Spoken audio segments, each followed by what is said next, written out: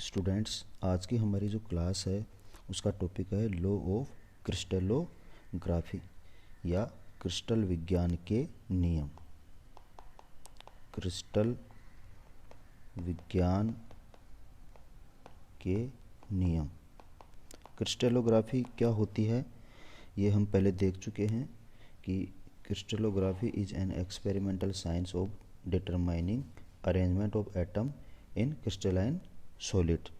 ठीक है, किस तरीके से क्रिस्टलोग्राफी के अंदर कुछ जो नियम हैं जो हमें इसको समझने में हेल्प करते हैं उन्हीं को आज हम देखेंगे, जिसमें सबसे पहला है वो है law of constancy of interfacial angles, अंतराफलक कोण की स्थिरता का नियम। जैसा कि नाम से ही पता लग रहा है, कॉन्स्टेंसी, कॉन्स्टेंसी का मतलब क्या होता है? स्थिरता।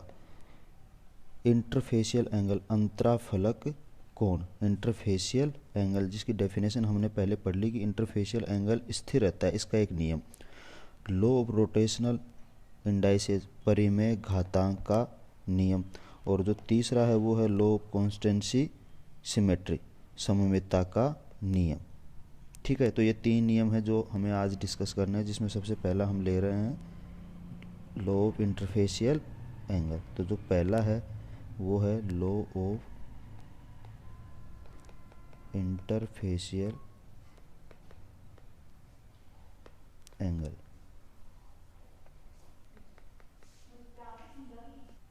तो स्टूडेंट्स, ये एक डेफिनेशन मैंने लिख दी है इंटरफेशियल एंगल की स्थिरता के नियम की, जिसमें देखो डेफिनेशन आपके सामने है। किसी एक पदार्थ, सबसे पहली चीज़ तो क्या है, ये किसके लिए लागू होता है? किसी एक ही पदार्थ के लिए विभिन्न क्रिस्टलों, किसी एक पदार्थ के अलग अलग यदि क्रिस्टल बन रहे हैं, क्रिस्टलों के संगत फलकों के मध्य का कोण या अंतराफलक कोण हमेशा स्थिर रहता है, चाहे क्रिस्टल का विकास किसी भी परिस्थिति में हुआ हो।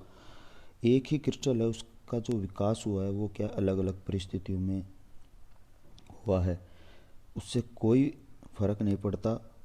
उसका जो अंतराफलक कोण होता है वो हमेशा स्थिर रहता है, कांस्टेंट रहता है। और इसकी जो डेफिनेशन है इंग्लिश में मैं वो लिख देता हूँ एक बार, वो भी आप देख लीजिए। This law states that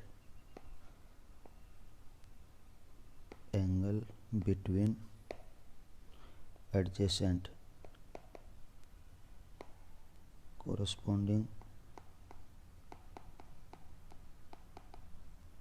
corresponding crystal faces will be constant regardless of crystal shape and size। देखिए,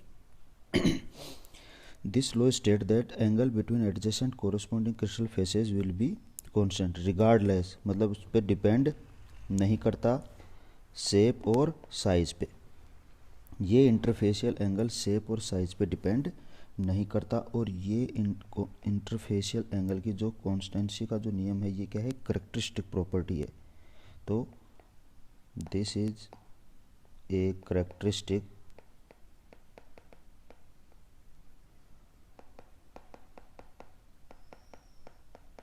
property of solid crystal substances। ठीक है, करेक्टरिस्टिक प्रॉपर्टी है ये, आपको याद रखना है। मतलब इसके द्वारा हम किसी भी क्रिस्टल को आसानी से पहचान सकते हैं। अब देखिए, एक डायग्राम बनाता हूँ मैं आपके सामने, उस डायग्राम को समझना। जैसे एक क्रिस्टल फेस मैंने ले लिया ये, ठीक है, इसका मान लो एंगल ये है 120 डिग्री ए। दूसरा मैंने ले लिया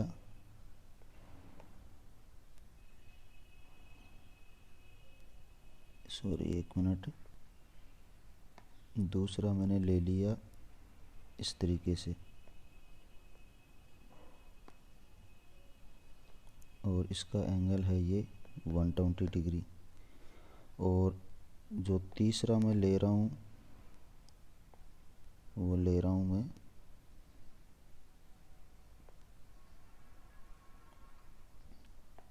इस तरीके से, ठीक है ये। और मान लो ये एंगल भी 120 डिग्री। आप इस तरीके से अलग अलग शेप के और भी बहुत सारे डायग्राम आप बना सकते हैं। सबके अंदर एंगल कितना आएगा 120 डिग्री। देखो रिगार्डलेस शेप एंड साइज, इनकी सबकी शेप और साइज क्या है, अलग अलग है। और अगर आप कोई दूसरा भी अगर लेना चाहें तो दूसरा भी ले सकते हैं आप। जैसे मैं आपके सामने बना दूं,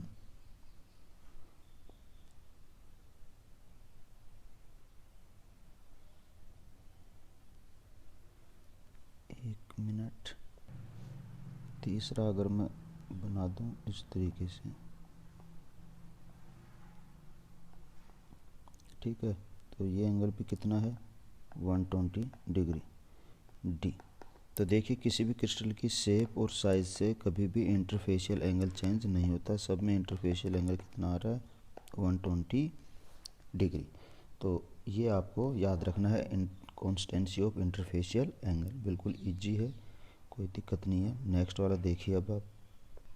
एक चीज़ और, इंटरफेशियल जो एंगल होता है उस इंटरफेशियल एंगल को हम गाइनोमीटर की सहायता से ज्ञात कर सकते हैं। किसकी सहायता से, गाइनोमीटर।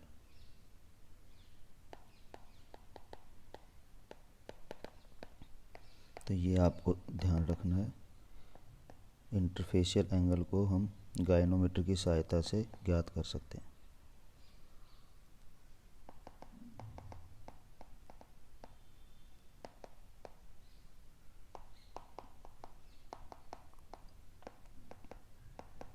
करने का इंस्ट्रूमेंट,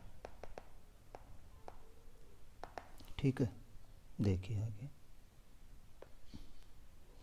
अब इसको आप समझना, ये भी इजी है और यह आगे काम आएगा जब अपन वाइस पैरामीटर वगैरह वो पढ़ेंगे, तब इसकी ज़रूरत पड़ेगी अपने को। तो देखिए, एक क्रिस्टल के विभिन्न फेसेज द्वारा क्रिस्टलोग्राफिक अक्ष पर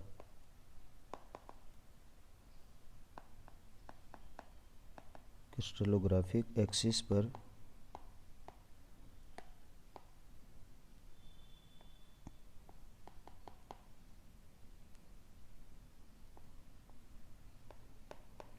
पर बनाए गए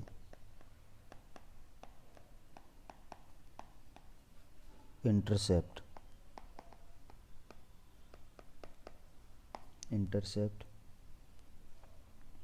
या तो इनफाइनाइट होते हैं या उनके मल्टीपल इंटीजर होते हैं। ये होता है रोटेशनल इंडाइसेस का नियम। देखिए अब इसको एक बार आप समझते हैं क्या होता है ये जो नियम था, ये नियम दिया गया था हवे द्वारा, HAUY, हवे द्वारा ये नियम दिया गया था। देखिए क्या होता है, आपके सामने मैं एक क्यूब बना रहा हूँ, उसे ध्यान से देखना।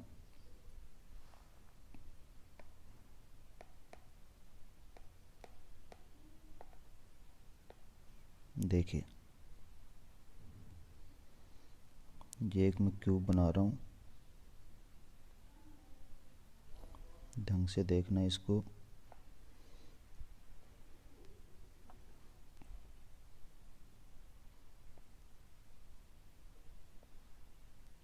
ये एक मैंने क्यूब बना दिया यहाँ पे। अब मैं क्या करूँगा, इसकी एक्सिस बना रहा हूँ।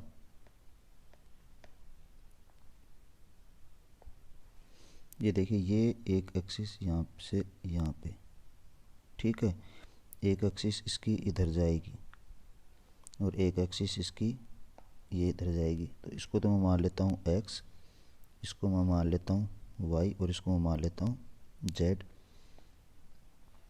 ठीक है। अब मैं यहाँ पे एक इंटरसेप्ट बना रहा हूँ, एक इस तरीके से ये, और एक इंटरसेप्ट हो गया मेरा ये। अब इन तीनों इंटरसेप्ट को मैं क्या कर देता हूँ, मिला देता हूँ।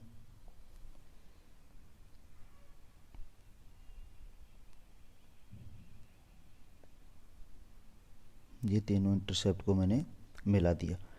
अब इस ये जो इंटरसेप्ट है, इस इंटरसेप्ट को मैं कोई नाम दे देता हूँ ए बी सी, ए बी और सी। ये एक इंटरसेप्ट है किसी भी यूनिट सेल के फेसेस के ऊपर काटा गया। अब कोई जो दूसरा जो इंटरफेस होगा, वो इंटरफेस इन ये जो इंटरफेस है इसका मल्टीपल इंटीजर होगा या फिर इनफाइनाइट के ऊपर काटा जाएगा। तो मल्टीपल इंटीजर जैसे मान लो ये 1 है, ये भी 1 है और ये भी 1 है, तो मल्टीपल इंटीजर का मतलब हो गया कि 2 पे काटे, 3 पे काटे या 4 पे काटे। ये क्या है, लेंथ है। ए बी और सी क्या है, एक तरीके से क्या है, लेंथ है। तो जो दूसरा जो इंटरसेप्ट होगा, वो इंटरसेप्ट मान लो ये काटे यहाँ पे, एक यहाँ पे और एक यहाँ पे, तो देखिए क्या होगा,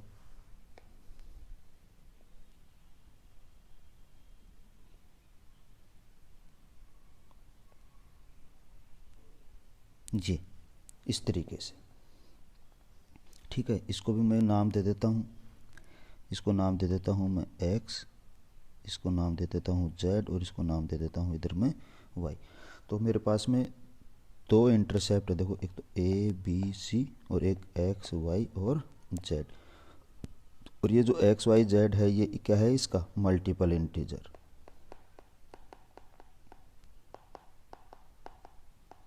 मल्टीपल इंटीजर इनफाइनाइट पे तो काटा नहीं, किसी ना किसी एक्स के ऊपर ये काट रहा है, इसलिए क्या है ये इसका मल्टीपल इंटीजर। सपोज करो ए बी और सी की लेंथ कितनी है, 1 1 1, तो एक्स वाई जेड की जो लेंथ होगी वो कितनी होगी, 2 2 2। इसका मतलब ये डबल डिस्टेंस पे काट रहा है, कौन सा, एक्स वाई जेड। तो ये है रोटेशनल इंडाइसेस, मतलब किसी क्रिस्टल के फेसेस द्वारा क्रिस्टलोग्राफिक एक्सिस। क्रिस्टलोग्राफिक एक्सिस कौन सा होता है, ये एक्स वाई और जेड, ये क्या है, क्रिस्टलोग्राफिक एक्सिस पर बनाए गए इंटरसेप्ट। ये X Y Z A B C, ये क्या है, इंटरसेप्ट। तो मैं पहला इंटरसेप्ट ले रहा हूँ ए बी सी। इंटरसेप्ट या तो इनफाइनाइट होते हैं या उनके मल्टीपल इंटीजर होते हैं। तो या तो इनफाइनाइट होंगे या फिर मल्टीपल इंटीजर। तो इनफाइनाइट तो हमने यहाँ पे लिया नहीं, क्योंकि इनफाइनाइट लेंगे तो पैरेलल बनेगा, जो भी यहाँ पे दिखा नहीं रखा, बाद में मैं आपको दिखाऊंगा। या फिर मल्टीपल इंटीजर होते हैं, तो मल्टीपल इंटीजर हो गए ये एक्स वाई जेड। आप एक तीसरा और अगर बनाना चाहें तो आप बना सकते हैं।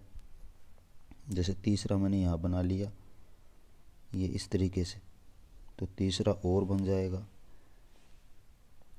इसको मैं नाम दे देता हूँ, मान लो पी क्यू और आर। तो एक और बन जाएगा यहाँ पे पी क्यू और आर, और ये इसकी जो डिस्टेंस है मान लो वो हो गई 3 3 3। तो देखो जो पहले वाला जो इंटरसेप्ट है उसका मल्टीपल इंटीजर हुआ कि नहीं हुआ, 3 3 3। अब ये कोई ज़रूरी नहीं है कि 3 3 3 ही आए, एक 2 भी हो सकता है। जैसे देखिए किस तरीके से,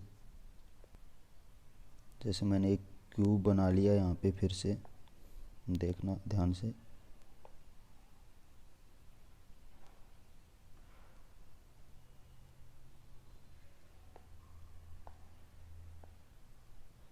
फटाफट देख लीजिए एक बार। देखिए एक इंटरसेप्ट ये और ये, तो ये मैंने एक इंटरसेप्ट बना लिया। अब दूसरा जो इंटरसेप्ट है वो इस तरीके से हो सकता है, एक यहाँ पे कटे, वो एक यहीं पे कट जाए वापस और दूसरा यहाँ पे कट जाए, तो क्या स्थिति आ जाएगी, इस तरीके से। समझ गए? तो ये पहला दे दिया हमने इसको ए बी और ये सी और ये एक्स, ये वाई और ये जेड। तो देखो ए बी और सी ये कितना है, 1 1 1, और आपका जो एक्स वाई और जो जेड है वो कितना है, एक्स कितना है 1, वाई कितना है 2 और जेड भी कितना है 2। तो इस तरीके से भी हो सकता है, लेकिन इसका मल्टीपल इंटीजर ये हुआ, इसका मल्टीपल इंटीजर ये हुआ, ये क्या हो गया, सेम हो गया। तो ऐसा भी हो सकता है। इनफाइनाइट के ऊपर भी काट सकता है, उसका भी हम देखेंगे आगे। ठीक है, तो ये होता है हमारा परिमेय घातांक का नियम, ये जो आपको ध्यान रखना है इसमें, और इससे ज़्यादा कुछ नहीं है। अब ये देखो, ये जो सेंटर वाला जो पॉइंट होता है ना, इस सेंटर वाले पॉइंट को हम क्या नाम दे देते हैं, ओ। इसको क्या नाम दिया है मैंने, ओ नाम दिया है। तो लेंथ क्या हो जाएगी, ओ ए, ओ बी, ओ सी। ठीक है, और इसको ओ ए को नाम दिया मैंने ए, इसको बी और इसको सी। ये क्या है, लेंथ है। समझ में आ रही है बात, क्या है, लेंथ ए बी सी। अब जो इंटरसेप्ट, ये एक्स एक्सिस पे है, इंटरसेप्ट ऑन एक्स एक्सिस,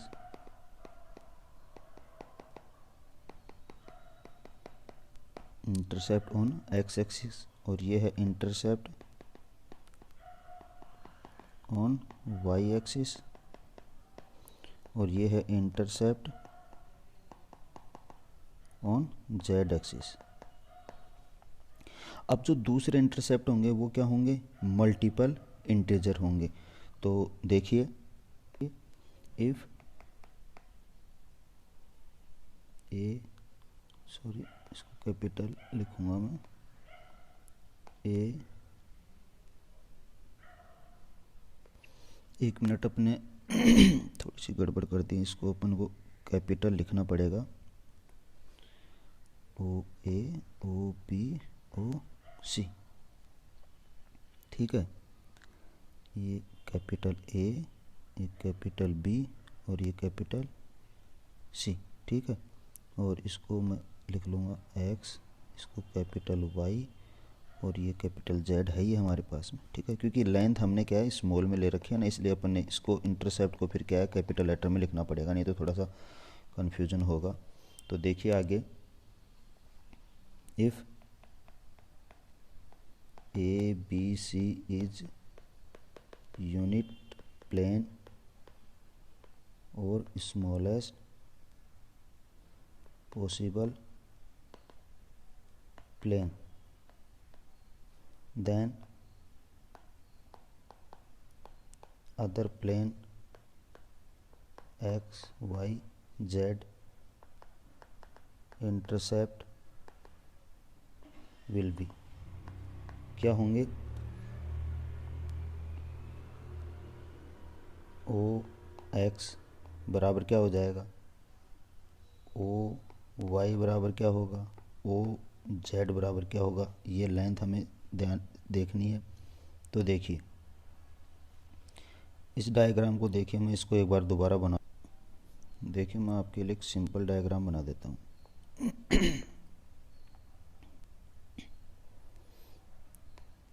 ये देखिए,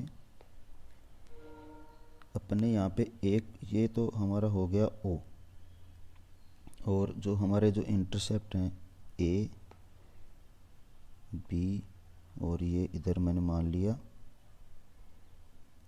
एक एक्सिस और मेरे को बनाना है यहाँ पे,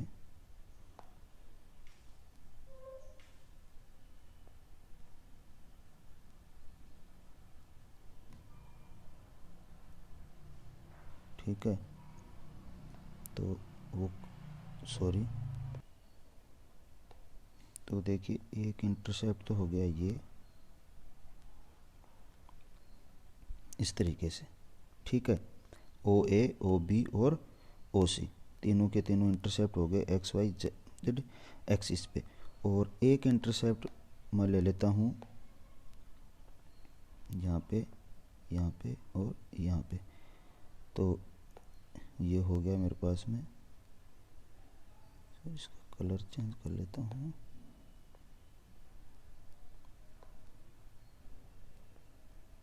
एक इंटरसेप्ट हो गया मेरे पास में, ये जिसको नाम दे रखा है मैंने एक्स के साथ में, एक्स कैपिटल वाई और ये कैपिटल जेड। आप इसको पी क्यू आर कुछ भी नाम दे सकते हो, ठीक है।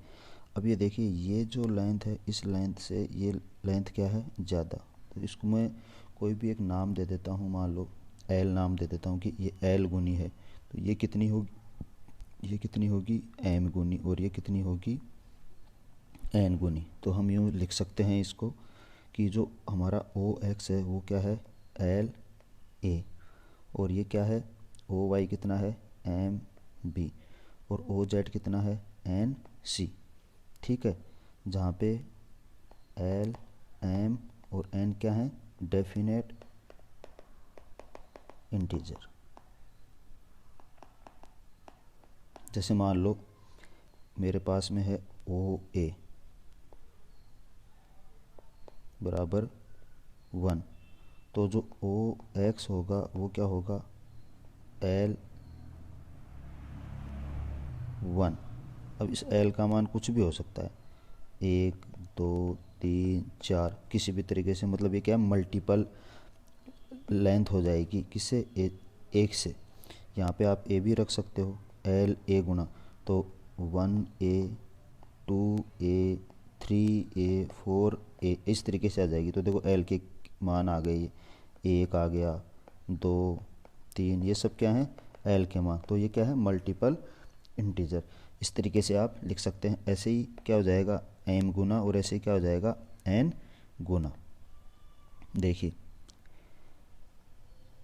ये वाली जो लेंथ है, ये वाली लेंथ क्या है एल ए गुना, और ये वाली जो लेंथ है ये क्या है एम गुना बी से, और ये वाली जो लेंथ है वो क्या है एन गुना तो एन सी, ठीक है। ये यहाँ से यहाँ तक की सी है, यहाँ से यहाँ तक की कितनी है ए है, और यहाँ से यहाँ तक की कितनी है बी है। अब यहाँ तक ये क्या होगा इसका मल्टीपल। तो इस तरीके से हम इसको समझ सकते हैं। आप एक बार इसको पढ़ना। अब देखिए एक चीज़ और इसमें रह गई, यदि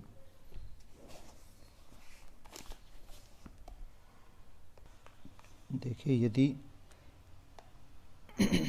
यदि कोई फलक किसी अक्ष के समानांतर है तो वह फलक उस अक्ष को इनफाइनाइट पर काटेगा, और यह इनफाइनाइट का चिन्ह उस अक्ष से पहले लिख देंगे। जैसे मान लो एक्स वाई और जेड एक्सिस के ऊपर जो इंटरसेप्ट हैं वो हैं ए बी और सी, ठीक है। और इसी तरीके से एक्स वाई और जेड एक्सिस पे जो दूसरा जो कोई इंटरसेप्ट है वो इंटरसेप्ट क्या है ए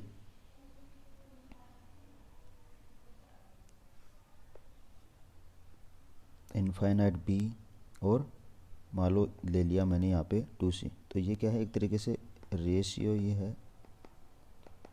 तो इसका मतलब क्या हुआ कि जो एक्स एक्सिस पे जो इंटरसेप्ट है वो वहीं पे काट रहा है, दूसरा वाला क्या हो गया इनफाइनाइट पे काट रहा है। इसका मतलब ये क्या है उस एक्सिस पे पैरेलल है, और जो तीसरा वाला है वो किस पे काट रहा है दुगनी डिस्टेंस के ऊपर काट रहा है। अब देखिए जो पैरेलल एक्सिस है जो इनफाइनाइट वाला है, इसका जो सीधा सा जो मतलब है वो सीधा सा मतलब क्या है कि वो उस एक्सिस के ऊपर काट ही नहीं रहा। जैसे मान लो मैं एक क्यूब बना दूं यहाँ पे फटाफट,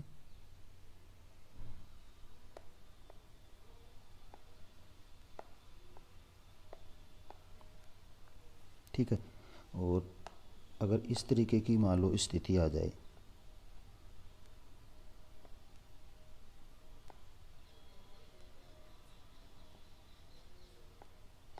ये तो देखो यहाँ काट रहा है एक्स एक्सिस पे, देखो यहाँ काट रहा है वाई एक्सिस पे यहाँ काट रहा है। ये एक्सिस हैं हमारे, ये मान लो एक्स और ये वाई और ये ऊपर जेड। अब देखो जेड एक्सिस पे तो कोई कुछ काट ही नहीं रहा, ये वाला फलक देखो इस जेड एक्सिस के पैरेलल है। तो जो जेड वाली जो जगह आएगी ना उस जेड वाली जगह के फिर वहाँ पे मैं क्या लिख दूंगा, इनफाइनाइट सी, मतलब वहाँ काट ही नहीं रहा। ठीक है, तो इस तरीके से हमें ध्यान रखना है इन चीज़ों का।